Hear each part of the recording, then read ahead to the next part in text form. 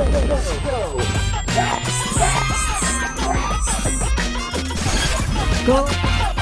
Cat. Go. Tayangan ini dipersembahkan oleh dan didukung oleh Hai sahabat Gokes, masih bersama saya Astri Chandra di sini dan juga masih ada narasumber kita, yaitu ada Pak Iwan, Pak Budi dan juga Bung Zaid. Nah, di segmen sebelumnya kita sudah membahas lebih dalam mengenai COVID-19 ini dengan imbasnya ke psikologi masyarakat. Nah, di segmen kali ini kita akan membahas tentang positif di aktivitas tapi jangan positif di COVID-19, ya Pak. Nah, sebelum sampai ke situ nih Pak, saya ingin bertanya dulu apa sih yang dari untuk Pak Iwan yang apa yang sudah dari Poltekkes kiprahnya dalam membantu program pemerintah ini Pak, silakan. Terima kasih. Poltekkes sebagai perguruan tinggi tentunya tidak lepas dari Tridharma. Salah satunya adalah pengabdian kepada masyarakat, dan Poltekkes ini adalah di bawah Kementerian Kesehatan. Tentunya harus mendukung program-program dari Kementerian Kesehatan. Jadi Poltekkes pada awal-awal pandemi kami dengan seluruh dosen sudah bergerak melakukan edukasi kepada masyarakat bagaimana upaya untuk mencegah tertular COVID-19 ini. Kami sudah berkeliling dan melakukan desinfeksi di rumah-rumah ibadah, ATM, dan kami sudah lakukan itu pada saat awal-awal pandemi. Nah, kemarin juga kita sudah melakukan kegiatan pembagian masker 23.000 masker untuk masyarakat di Tanjung Pinang. Kita berkolaborasi ya, dengan pemerintah daerah, dengan kepolisian, dengan TNI, dengan dinas kesehatan. Ya. Dan alhamdulillah kegiatan itu sudah terlaksana, 23.000 masker sudah terdistribusi. Terus juga dosen-dosen juga berkreasi ya, membuat peralatan-peralatan desinfeksi.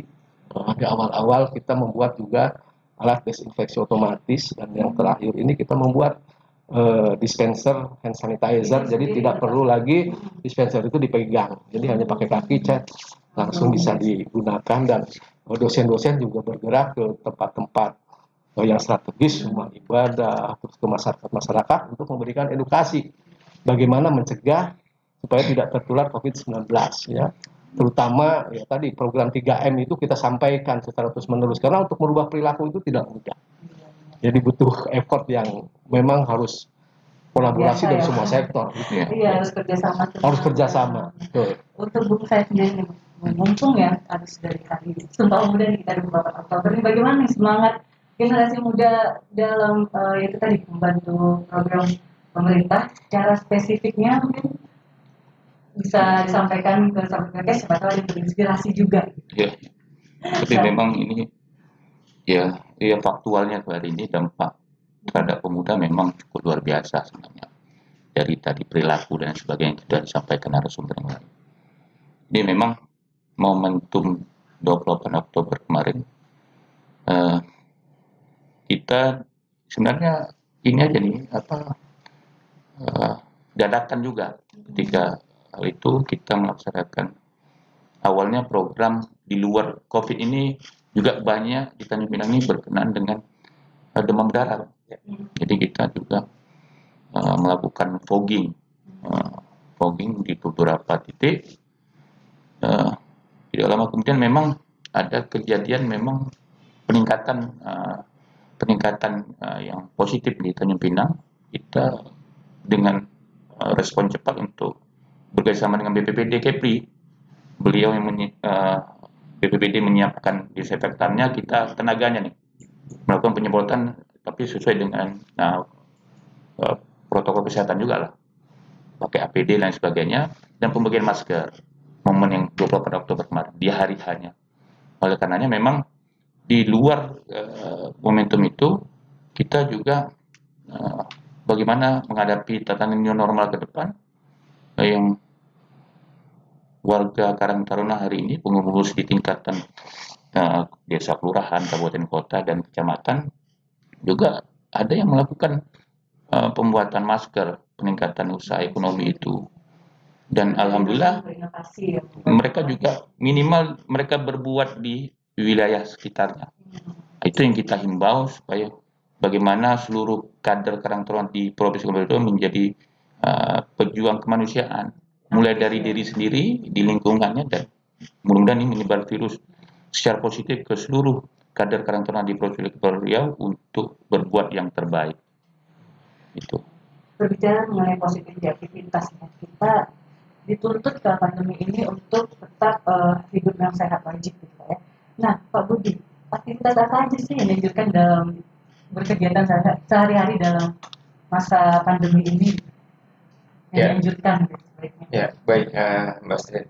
Kalau misalnya sebenarnya banyak juga yang bertanya ke kami, bagaimana sih kalau kita misalnya aktivitas fisik terkait dengan olahraga gitu ya, olahraga.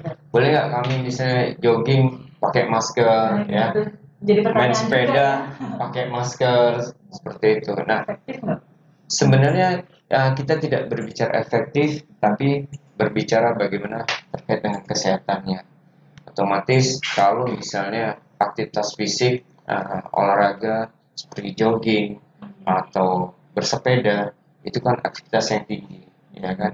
Otomatis dengan menggunakan masker, oksigen yang masuk juga sangat berkurang, seperti itu. Nah, untuk aktivitas fisik seperti jogging dan bersepeda, kita tidak menyarankan mereka menggunakan masker. Tapi bagaimana aktivitas itu tetap dilakukan, bisa dilakukan, ya silakan. Misalnya yang mau jogging, tidak bergerombolan, ya kan? Cari rute mungkin yang sekitar di perumahannya saja. Ya, bersepeda, silakan bersepeda, atur jaraknya sekitar 10 meteran dengan teman yang lain. Atau mencari alternatif bermain, ya jangan di tempat yang keramaian seperti itu. Nah, tapi sebenarnya banyak aktivitas fisik yang lain yang bisa kita kerjakan. Misalnya ya sekedar kita mau berolahraga untuk kebugaran, bisa kita olahraga di rumah ya, dengan misalnya yang punya treadmill, punya sepeda statis, begitu bisa main skipping dan olahraga lainnya yang tentu manfaatnya sama seperti itu. Ada yang bisa untuk kardio, ada yang bisa untuk Senam. ototnya gitu ya, senam segala macam. Sebenarnya banyak bisa yang kita lakukan untuk kita menghindari hal-hal yang seperti itu. Saya sekarang tuh ada tren sekarang sepeda lipat nih, sepeda itu malah mereka tuh bergerombol sebenarnya Pak olahraganya gitu kan. Sebaiknya malah tidak disarankan Pak seperti itu ya.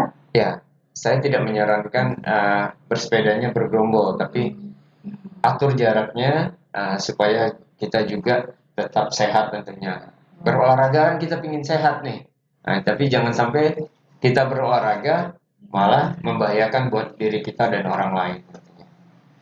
Pak Iwan, saya bertanya apakah ada nih untuk asupan gizi untuk makanan sendiri dan momennya, apakah ada yang khusus yang sebaiknya kita konsumsi, karena banyak juga nih hoax yang di luar sana macam-macam ya, bawang putih apa, jadi orang kayak yang langsung bergerombol mencari gitu, langsung borong di jahe. Nah, untuk asupan gizi sendiri bagaimana menurut Pak Iwan? Ya, Yang khusus di saat wabah seperti ini. baik, terima kasih. Ya.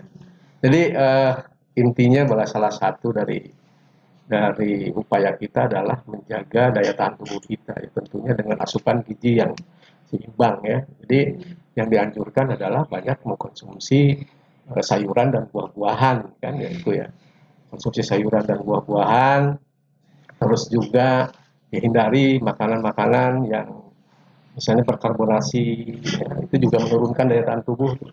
Terus minuman beralkohol, ya, menghindari ya merokok, ya, ataupun konsumsi gula yang berlebih. Karena konsumsi gula lebih dari 100 gram per hari itu juga menurunkan, bisa menurunkan daya tahan tubuh, termasuk juga konsumsi garam yang berlebih gitu. Nah, mungkin itu. Nah, ada harapan baru gitu Pak Budi mengenai, tadi lagi hits juga mengenai vaksin yang sudah ditemukan. Nah, menurut Pak Budi itu optimis nggak dengan vaksin ini?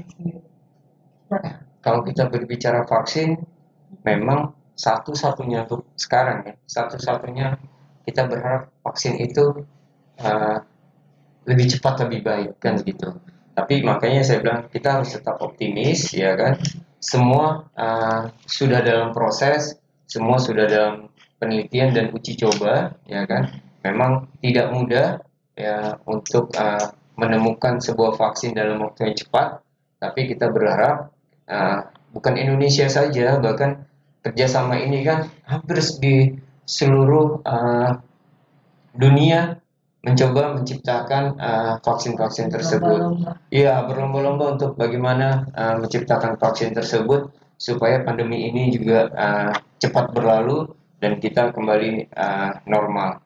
Optimis ya Pak Jalan. Ya, kita harus optimis kalau itu. Kita harus optimis. Kadang kan ada yang takut ya Pak, saya udah baru nih, belum lagi diuji cobakan lagi ke manusia kan, kita juga takut gitu, belum tahu efeknya apa. Nah, bagaimana tuh Pak tanggapannya? Boleh nanggapin Iya, terkait silakan. dengan vaksin. Oh, Mohon izin Pak Budi ya, Iya, nanggapin. silakan. Jadi, terkait dengan vaksin ya, berdasarkan informasi kemarin dari Dirjen P2P bahwa Indonesia itu sudah bekerja sama dengan 4 perusahaan vaksin ya. Yang pertama itu CanSino, ya, terus Sinopharm, Sinovac, dan satu lagi AstraZeneca. Nah ini memang diperkirakan akhir November ini kita sudah memperoleh vaksin dari Sinovac. Ya. Dan sekarang ini kan Sinovac masih melakukan uji tahap 3, ya, uji klinis tahap 3, belum selesai. Tapi sebetulnya kita optimis ya bahwa mudah-mudahan tahun depan kita bisa keluar dari pandemi ya. Dan karena pemerintah ini sudah usaha dan memang sudah melakukan kontrak ya, dengan perusahaan-perusahaan vaksin tadi dalam rangka memberikan perlindungan kepada masyarakat. Karena kita harapkan bahwa 60% nanti penduduk Indonesia minimal sudah divaksinasi, mendapatkan vaksinasi COVID-19 gitu loh. Jadi karena ini vaksin ini kan seluruh negara di dunia ini berlomba-lomba nih. Sedangkan produsen terbatas. Jadi kita ini kan Indonesia ini sudah sedang berjuang karena untuk memenuhi kebutuhan vaksin bagi masyarakat ini berjuang. Jadi ya mudah-mudahan lah kita doakan saja bahwa rencana pemerintah ini bisa berjalan dengan lancar ya. Gitu. Baik, ini kita tahan dulu. Kita akan membacakan lagi pertanyaan dari Selektorkes, yaitu bernama Nabil Razik. Ini tadi terkait dengan pertanyaan saya tadi juga. Ini banyak saat orang sudah melakukan pola hidup sehat dengan melakukan protokol kesehatan tapi masih terpapar secara tiba-tiba atau yang lebih kita kenal dengan orang tanpa gejala. Bagaimana Pak solusinya dan sebenarnya virus itu bagaimana mendeteksinya? Silakan Pak. Ya, baik Bu, kita sekarang ini kita nggak tahu siapa yang terkena.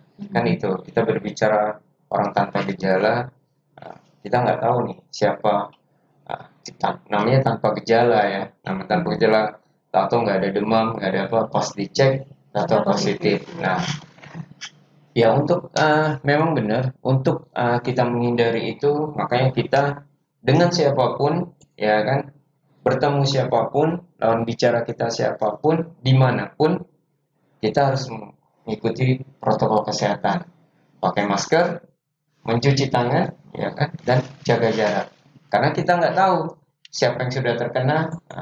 Seperti kata Pak saya tadi, nggak kelihatan ya, nggak kelihatan. Kalau kelihatan kita bisa lari kan, seperti itu. Musuh kita nih kita nggak kelihatan gitu. Nah, salah satunya yang harus kita ikuti adalah protokol kesehatan, seperti itu. Nah, ini terakhir nih, untuk para narasumber, saya ke Bung Said dulu. Ini bagaimana harapan kita semua dalam menghadapi wabah ini dan bagaimana tipsnya untuk sahabat Dorkes yang menonton? Silakan Bung Said. Ya, saya pikir pemuda itu kan harus optimis. Jadi memang menghadapi tantangan new normal lah hari ini, kita tetap harus optimis. Bagaimana tadi dengan segala proses yang sudah kita lalui berkenaan dengan pandemi COVID ini menjadi pembelajaran bagi kita untuk kita lakukan ke depannya dengan aktivitas-aktivitas kreativitas dalam rangka tadi perubahan tadi, tatanan kan ada perubahan perilaku yang insya Allah saya pikir perilaku yang positif ke depannya yang ini berdampak luas bagi kita di tengah-tengah masyarakat. Kalau kami khususnya di internal di Karang Taruna kita punya harapan besar bahwa dengan kondisi ini nantinya semua seluruh warga Karang Taruna seprovinsi Kepulauan Riau juga bersikap optimis menghadapi kehidupan yang mendatang agar memang apa yang kehadiran bahwa sebagai organisasi sosial kepemudaan dia bisa berbuat keberadaan dia itu punya nilai yang lebih di tengah-tengah masyarakat, terutama di lingkungan sekitarnya. Saya kira itu. Terima kasih Mbak Astri. Untuk Pak Iwan sendiri, bagaimana harapannya sama Mbak ini dan bagaimana Ya. sahabat podcast? Kita harus optimis seperti disampaikan oleh para saya tadi ya. Kita harus optimis bahwa badai ini pasti berlalu. Mudah-mudahan COVID ini berlalu. Tapi harapan kita bahwa masyarakat itu disiplin itu kunci. Disiplin 3M tadi. Ya. Karena betul yang disampaikan oleh Pak Budi tadi, kita berhadapan dengan COVID ini, berhadapan dengan virus ini kan tidak berwarna dan tidak kelihatan. Bisa kapan saja, bisa dari mana saja. Nah, jadi kuncinya adalah bagaimana perilaku kita untuk mendisiplinkan diri, itu kuncinya. Dan yang terakhir adalah kita harus tetap bahagia gitu kan, karena kuncinya berdasarkan pernah ada disampaikan oleh orang yang punya positif kok sembuh, yang positif itu kok cepat sembuh. Ya kita bahagia aja. Jadi dengan bahagia itu daya tahan tubuh kita akan meningkat. Gitu. Jangan stres tadi. Jangan stres tadi. Karena kuncinya itu. Kuncinya sebenarnya daya tahan tubuh kita. Itu bisa menghadapi virus itu daya tahan tubuh kita. Itu pengalaman juga dari orang-orang yang positif. Kenapa dalam satu ruangan temannya positif, kanan positif, kiri positif, dia di tengah-tengah malah negatif. Kenapa? Karena dia selalu bahagia, dia optimis dan dia daya tahan tubuhnya bagus gitu. Itu yang salah satu. Ya di samping juga ini ya. Kita disiplin gitu ya, protokol kesehatan itu. Mungkin itu. Untuk Pak Budi sendiri ada yang mau ditambahkan Pak, harapannya dan tips untuk sahabat podcast? Ya, baik, Medan, harapannya tentu saja sama seperti Bung Said dengan Pak Iwan ya, bahwa kita harus optimis, kita tetap harus semangat, bahagia, jangan lupa menggunakan masker, ya, mencuci tangan dan menjaga jarak dimanapun, ya, baik itu di kantor, di fasilitas umum, bahkan mungkin di rumah juga, ya. Nah, karena gini, kalau kunci dari kami itu dari kesehatan adalah sehat itu diawali dari saya. Jadi itu kuncinya ya kan. Kalau misalnya saya sendiri tidak melakukan, pasti bisa memaparkan ke orang lain. Karena ada tagline ya, ada tagline yang bilang maskerku menyelamatkanmu, maskermu menyelamatkanku. Itu adalah apa nih namanya harapan kita bersama, patuhi protokol kesehatan.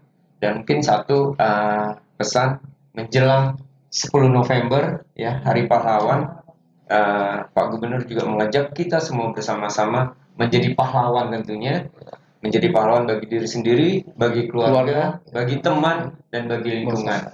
Dengan cara apa? Ayo kita di tanggal 10 November itu kita membagi-bagi masker, ya kan? Mau kita punya 5 masker, ya udah kita bagikan. Jadi situ ada gerakan, kalau nggak salah namanya gerakan 1 juta masker ya, 1 juta masker di tanggal 10 November itu. Makanya kita berharap, ayo kita bersama-sama melakukan menjadi pahlawan lah, menjadi pahlawan di 10 November nanti. Mungkin itu aja. Semua masyarakat boleh. Ya, boleh masyarakat, semua masyarakat boleh ikut, mau bagi ke tetangganya, bahkan mau bagi ke anaknya, difoto, di share, ya kan? Kita ramaikan media sosial dengan Hari Pahlawan. Kita menjadi pahlawan buat diri kita sendiri, buat keluarga dan buat masyarakat. Nah, sahabat podcast nih, sangat dianjurkan, mari kita sama-sama bekerja sama, membantu pemerintah juga, dimulai dari diri sendiri, patuhi protokol kesehatan, ya Pak ya. Ya. Jangan bandel karena yang ditawan adalah virus yang tidak terlihat. Ya, benar. Jadi jaga diri kita sendiri dulu, keluarga, dan otomatis ke masyarakat pun pasti akan berpengaruh juga. Nah, terima kasih untuk para narasumber Pak Iwan, Pak Budi dan terima Bung Zaid kasih. yang sudah datang, menyempatkan waktunya untuk menjelaskan ke sahabat podcast. Semoga informasi-informasi kita bahas tadi sangat bermanfaat, bisa dipahami oleh masyarakat.